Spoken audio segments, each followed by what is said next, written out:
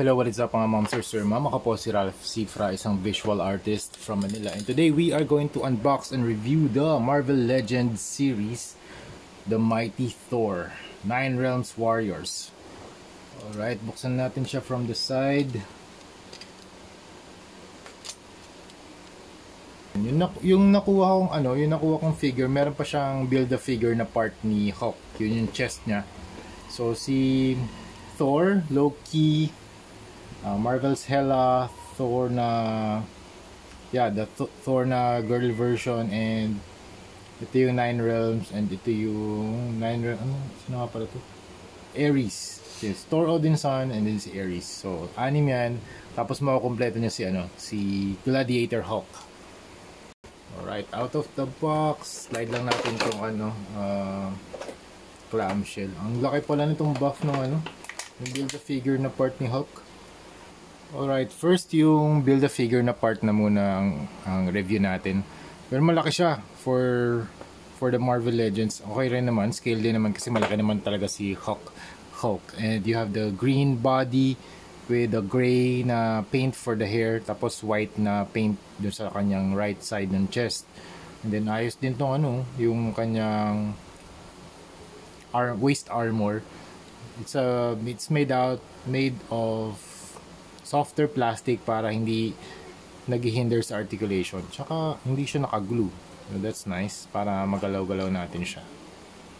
Alright, let's proceed with Thor. Thor stands at around 6.75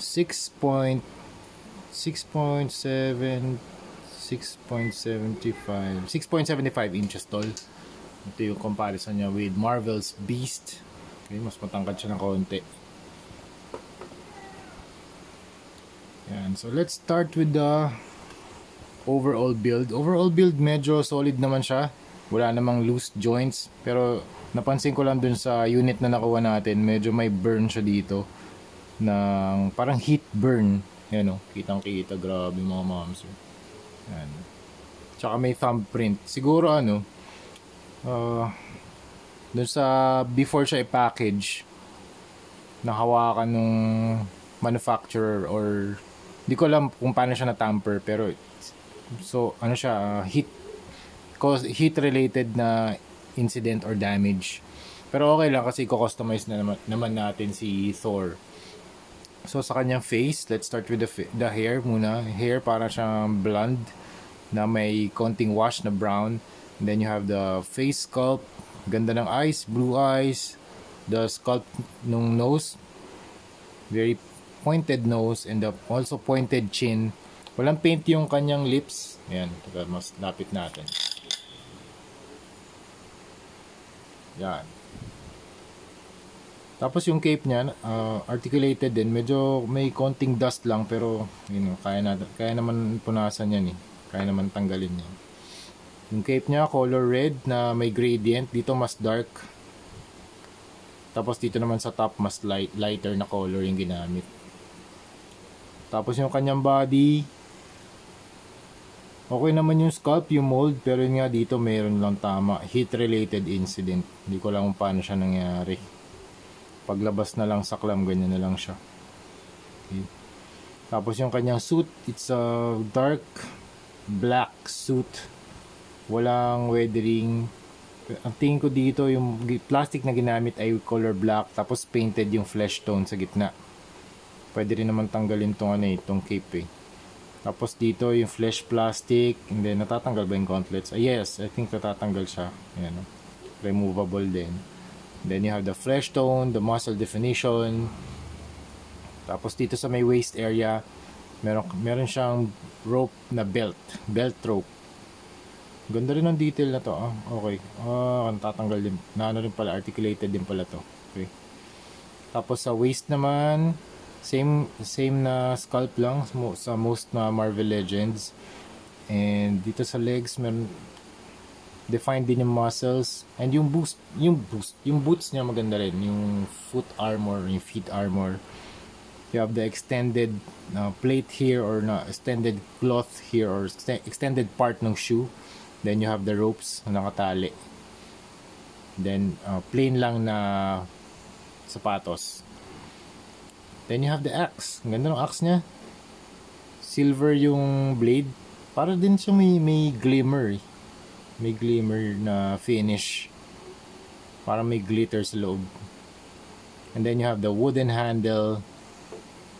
Tapos meron, mas darker yung part dito ng handle. Tapos meron din siyang silver parts. Yan. Na para mas ergonomic yung paghawak niya ng kanyang axe.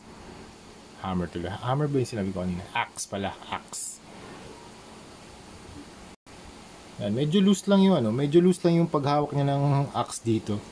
Yan. I think tingin ko matagal na rin tong figure na to. Kaya kailangan na rin natin siyang punasan kapag i-display. Kasi out of the box to. Alam ko sealed to nung binili ko eh. Yan. Pero okay lang, i-customize naman natin. At sa back, wala namang problema. Malinis pa rin. So, articulation, up, down, 360, pwede. Softer plastic naman yung tips ng buhok niya eh, kaya hindi mag-hinder sa articulation. Yung cape, pwede nyong ikot, pwede rin pa side, something like that. Okay. Yung arms, hindi daan-daan lang ako dito, baka pumitik. Okay, may thigh cut. May arm bicep cut, okay, double jointed elbow, tapos ball joint ng kamay, you can move down, you can move up. Tapos you can also remove this. Okay. Balik, ab crunch, that far. Oh, wow, nice.